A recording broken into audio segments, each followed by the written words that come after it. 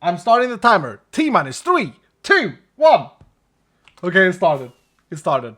45 minutes on the clock. The best thing that can happen, as I say, is we fly about 1,000 blocks, 500 blocks. Oh, is it just going to be ocean here, though, actually?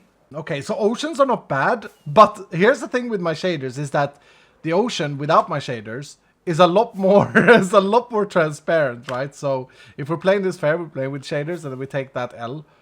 Oh, I did get a comment on Iskall the other week saying, "Stop with the bro language garbage, or and then I might be able to watch you."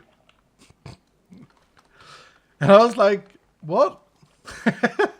Imagine going up to someone and going like, "Hey, stop being you, or and then maybe I'll like you." Like, where did these people come from? Where did they plop out? Here's a life advice.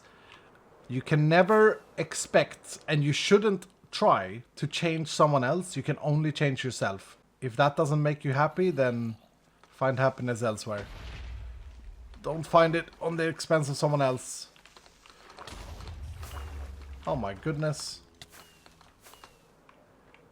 Was there nothing else there? Did this really not lead down further? Let's have another look. I find when there's mine shafts, there's usually openings, but I don't think that's a thing in the code. I don't think this is going down in an easy way. There's probably a down somewhere, but yeah, I'm gonna keep going. When will you get your new PC, Iskall? Actually, the contract is waiting for me to be signed. I don't know if other people feel like this, but I'm such a child, right, that I get quite worried about when I have to sign contracts and stuff, so I always want someone to help me with it. And usually my brother helps me read through things and be like, because he's like a professional person. He's younger than me, but he's like professional. He's a very strict man. And so yeah, I've been wanting him to read through it. Bro, when is Vault Hunter SMP starting? Uh-oh. Woo! That got dicey. Lost my flight. I'm not gonna lie, it's itching to play Vault Hunters at the moment. I'm itching a bit. But I gotta be smart. I gotta be selfish and like smart. I gotta make sure to not start it too early. I know what'll happen.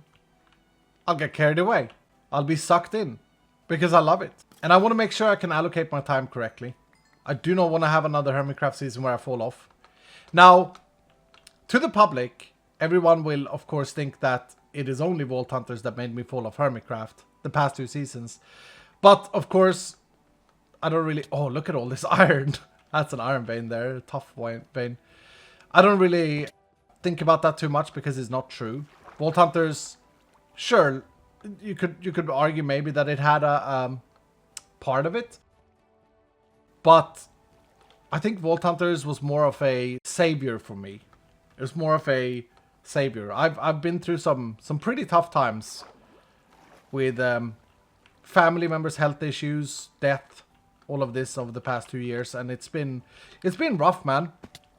Part of being an adult, part of getting older, I suppose, but it doesn't make it easier. And there's also been some other things that I haven't wanted to discuss, and so in a way, Vault Hunters has been my...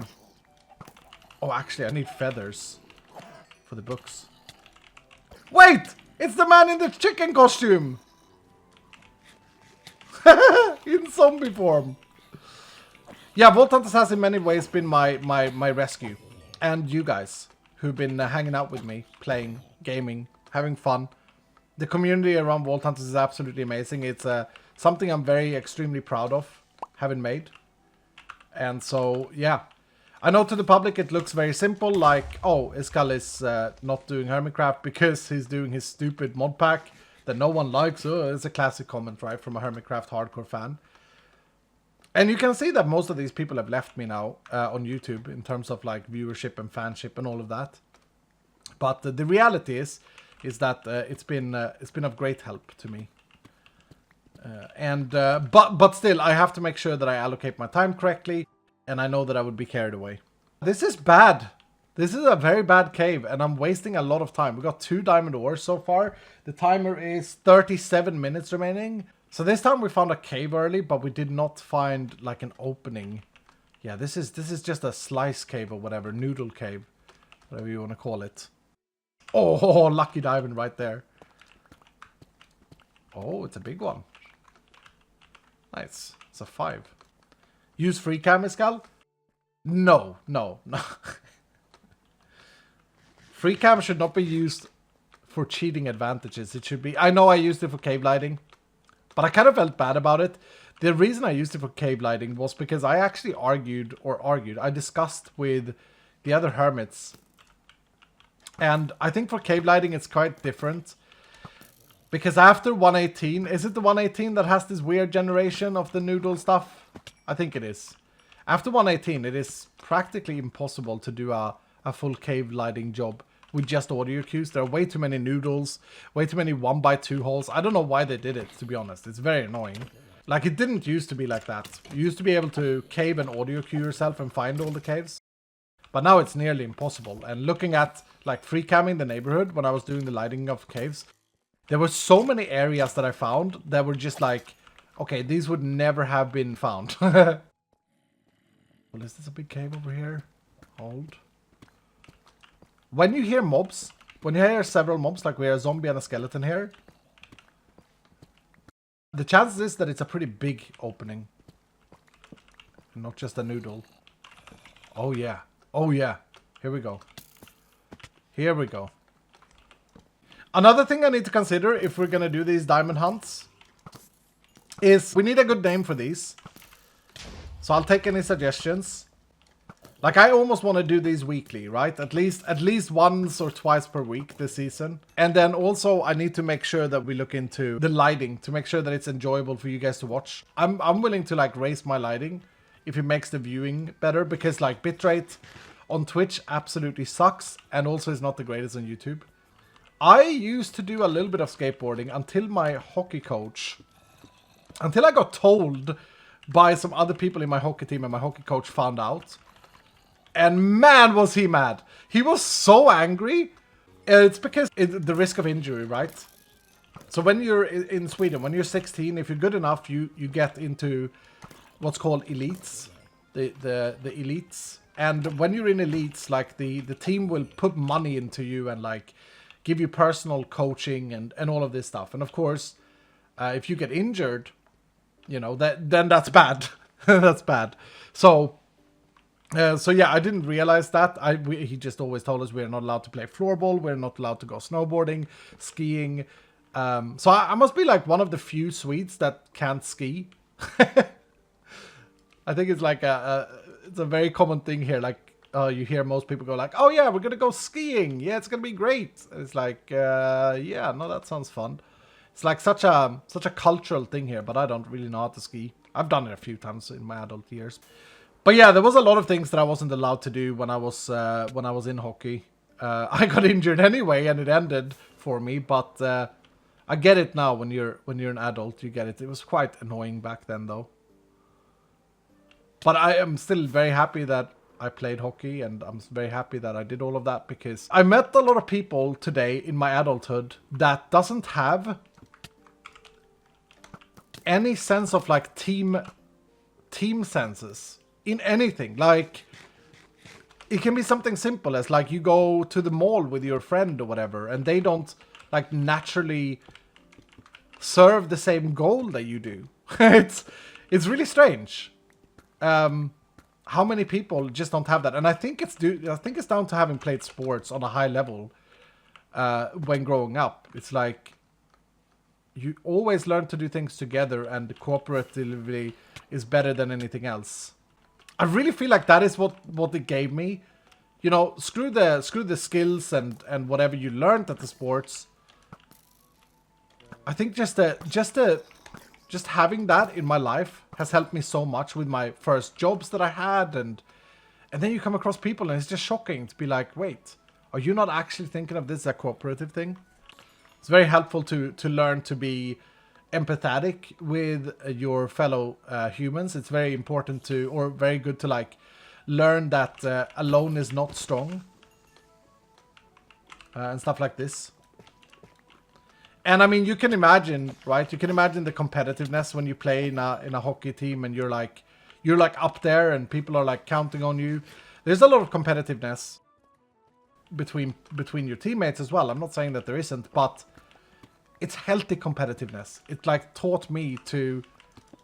I'm a big enjoyer of the ideology that healthy competition makes the product better, be it whatever. Be it Minecraft videos, video games in general, sports, whatever it is. Healthy competition, I do believe, makes the product better. I believe that when there is no competition, the product is going to become worse. Always. Okay, let's see here. We need more torches. No, where did I put my... Where are my bamboo blocks? Oh, this is going to set us back massively. Or it's going to make it more dangerous if we choose to go without torch eye. Did I actually... Oh, lifesaver. Lifesaver.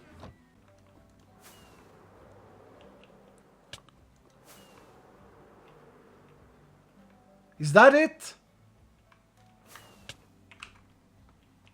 Was this quite a poor... Oh, there's one there that I missed. Oh, no, wait. Maybe this is a new room. I was just going to say, was this quite a poor cave? We've had a lot of these garbage surface diamonds, actually. We've had a lot of them.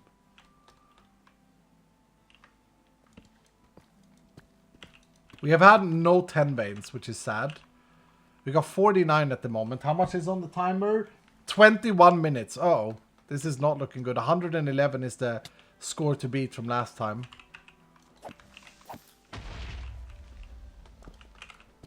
Yeah, look at this. This is so bad. Come on, man. Oh, lucky one. We thank the creeper for that. What is this? Wait, someone's actually been stripping here? What? We're like 50 million blocks away. And we find hermit remains.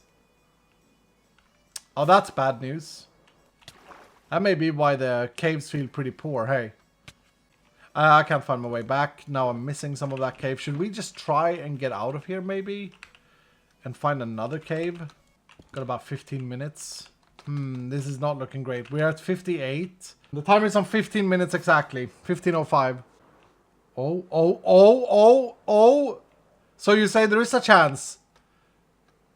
These are the caves we live for. Here we go. Oh, these are the types of caves. Open up broadly. We can fly. Don't have to worry too much. Unfortunately, though, when we're on a timer, we don't want the diamond ore in the ceiling. That actually affects our efficiency. We want it in the walls and in the floors. Oh, this is looking good, though. Hold up. Here we go. That's 3. Should not be more. Oh, wait. No, this is good. This is great. Yeah, I thought it was 2 solos. But it was 1 vein, just stretched. Caving is just so relaxing to me. I don't know why. I mean, it's kind of cozy, right? It's kind of mindless in a way. And you get these tiny challenges from mobs every now and again. Which is good. It keeps you a little bit on your toes. The biggest risk with caving is always getting that creeper falling down on you, blowing you up. I find it as a sort of a game designer myself, in a way, with Vault Hunters. I find it kind of weird that Minecraft has no real challenge incentive in terms of like their biggest difficulty check, if you will, for a long-term player is death. But not because of dying, but because of the fact that you lose your items. This is something that I learned pretty quickly while developing Vault Hunters is not a good game design because it is just boring. And I'm not saying that hardcore is boring when you opt into it, but it's so punishing to die in Minecraft that I think a lot of players stay away from content. They stay away from like taking risks, etc. Now I'm not saying that it shouldn't be punishing to die, But the punishment can very well be to have to find your body. And I know there are compasses now with these new echo gems or whatever it is that they completely ripped from all. No, I'm just kidding. But in general, like it's weird because like you have this stress that the items are going to despawn, and it's such a weird choice of game design that I really think Mojang should reconsider. Everyone who plays this game would love Mojang if they included a grave when you die. Or at least a game rule that allows a grave. And you can say all you want that, oh, but there are mods that do that, they don't need to do that. Yeah, but when you, like, there's a difference when something is vanilla versus when it's not vanilla, for sure. But, like, I get it. I get that you'd have to get your backup gear, have to find your stuff, and all of that is great. Like, leave it as is. That's fine. Yeah, the fact that there is this risk that it's absolutely just despawns is such a weird choice to still have in the game. And I call it choice to have in the game still because I think there's been enough time. You can't really say that this is just, oh yeah, it's just a notch feature. It's always been like that. Well, a lot of things have always been like a certain way, and it's not, doesn't make them good. It like will give old people in the world the excuse to be racist and unaccepting. Oh, well, you know, I'm old, so back in my day, this is how we viewed what. No. Get out of here. What are you saying, man? Develop your brain head. And just like that, Minecraft should say, you know what? It's bad. It's actually a bad punishment to delete someone's items. Just play with keep inventory on then? No. No. Because I do think that there should be a punishment when you die. I think that there should be risk in dying. You lose your levels. I mean, who cares about levels in this game? Levels are also just another annoying system. It's just a chore. Oh, I gotta go and get some levels. Oh, I gotta go mend.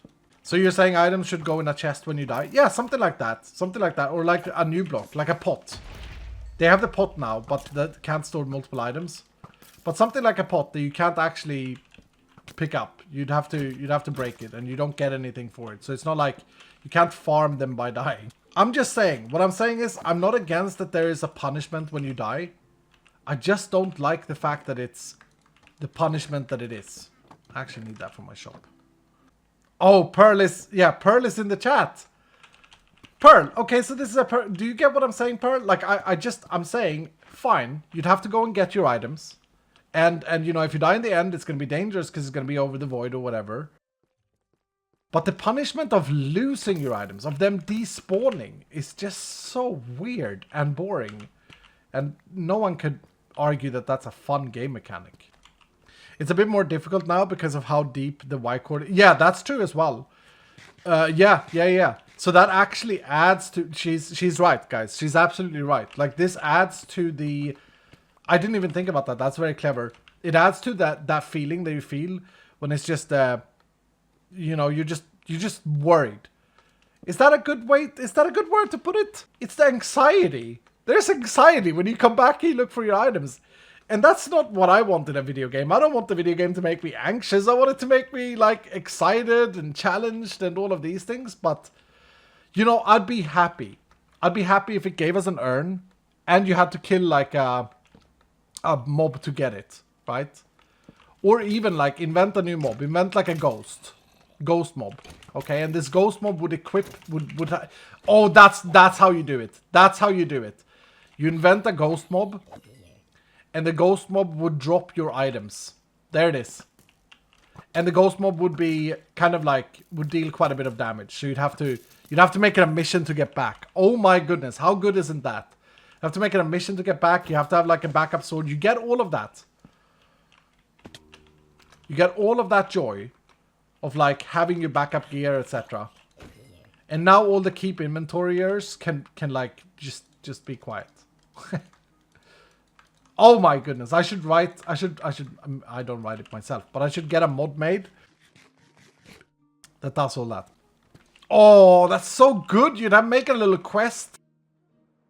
You'd even die, like you could even make a mini game out of that where you die to challenge your ghost and stuff like that. How about the strength of the ghost is dependent on the items you were wearing? So hear me out, right? This is a counterplay to playing with the strongest armor and tools and weapons. How about if, like, if you wear a diamond set of armor, it has diamond armor. Well, the ghost doesn't have diamond armor, but its stats, its attributes are that of diamond armor. And then if you have netherite, it's harder, deals more damage. But if you're wearing like garbage, it's easier. And if you're wearing nothing at all, so if you just deathloop yourself, if you have nothing in your inventory, it doesn't spawn a ghost. Because there is an issue there where it would like lag out the server, there would be too many entities, all of this stuff, right? I think no one who plays this game enjoys the idea of items despawning. And to me, it's happened because I played it for so long. Like, it's happened in the worst possible ways. Oh, I saw a diamond. Did I see a diamond or did I not? It's happened in the worst possible way where I made it back and then it has despawned in my face. No, I don't get to mine these. Okay, there it is. There it is. I'm gonna mine them, of course, but not include them in the count. Alright, here we go. We managed to get... Oh, it's worse than last time. It's worse than last time. No, it's better. It's 126. What am I talking about? I can't math.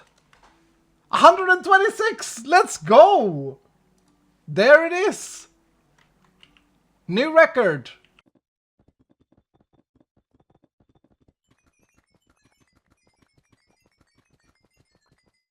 That's all of them. I'm gonna guess myself. I'm gonna put myself high here, I think. The 298 mark. I'm gonna go way above odds. Okay, here we go. Here we go. Here we go. Here we go. We got 312! Wow, wow, wow, wow, wow. That's not gonna happen for a while. So in 45 minutes, we managed to get 34 blocks of diamonds. More than double your diamond supply. Yeah, that's crazy. That's absolutely mad.